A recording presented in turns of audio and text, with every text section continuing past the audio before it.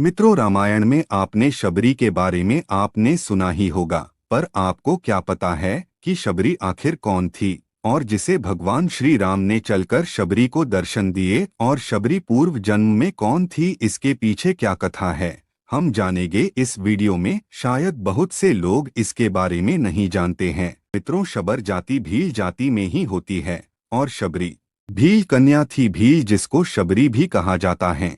इस वीडियो में हम आपको शबरी की कथा बताएंगे, किस प्रकार शबरी एक भील घराने से भाग निकली और ऋषियों की सेवा करते हुए और भगवान श्री राम का इंतजार करती रही, और किस प्रकार भगवान श्री राम शबरी की कुटिया पर आए और शबरी का उद्धार किया। इसके साथ शबरी की पूर्व जन्म के बारे में भी जानेंगे, तो वीडियो में आखिर तक बने रहे।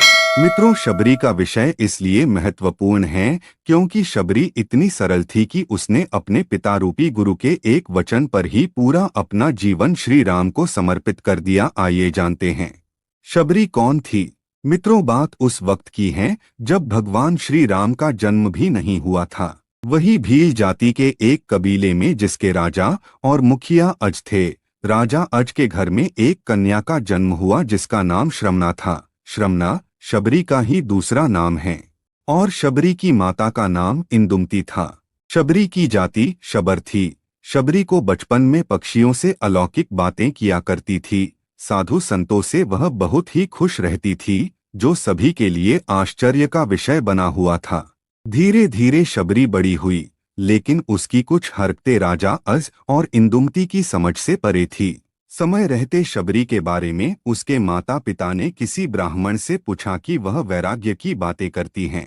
ब्राह्मण ने सलाह दी कि इसका विवाह करवा दो। राजा अज और भीलरानी इंदुमती ने शबरी के विवाह की तैयारियां शुरू कर दी और इस विवाह के लिए एक बाड़े में पशु पक्षियों को जमा कर दिए। फिर जब माँ इंदुमती शबरी के बाल बना रही थी तो शबरी ने पूछा कि माँ, हमारे बाड़े में इतने पशु पक्षी क्यों हैं?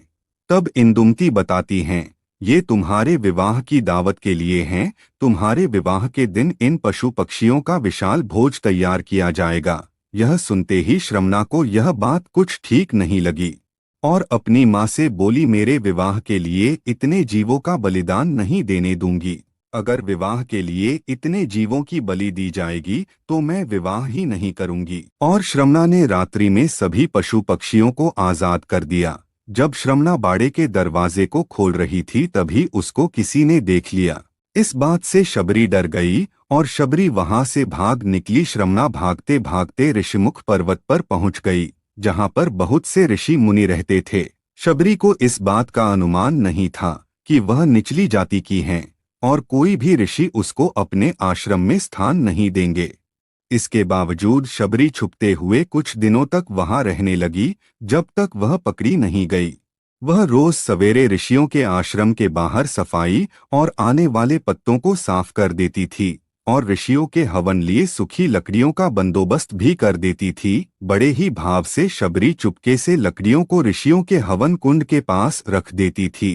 कुछ दिनों तक ऋषि समझ नहीं पाए कि कौन है जो उनके सारे नित्य के काम निपटा रहा है, कहीं कोई माया तो नहीं है। फिर जब ऋषियों ने अगले दिन सवेरे जल्दी शबरी को देखा और उन्होंने शबरी को पकड़ लिया और ऋषियों ने शबरी से उसका परिचय पूछा तो शबरी ने बताया कि वह एक भीलनी है। ऋषियों ने भीलनी को नीच जाति का बताकर उसको ताड़ने और गुस्सा करने लगे। तभी उसी समूह से एक ऋषि जिनका नाम ऋषि मतंग ने शबरी को उन ऋषियों से बचाया और उसको अपनी बेटी कहकर उसको एक कुटिया में शरण दी और सेवा करने को कहा। समय बीतता गया। कुछ सालों बाद मतंग ऋषि बूढ़े हो गए और एक दिन मतंग ऋषि ने यह घोषणा की, अब मैं अपनी देह छोड़ना चाहता हूँ। तब शबरी ने मतंग ऋषि से कहा कि एक पिता को मैं वहां पर छोड़कर आई और आज आप भी मुझे छोड़कर जा रहे हैं, अब मेरा कौन ख्याल रखेगा?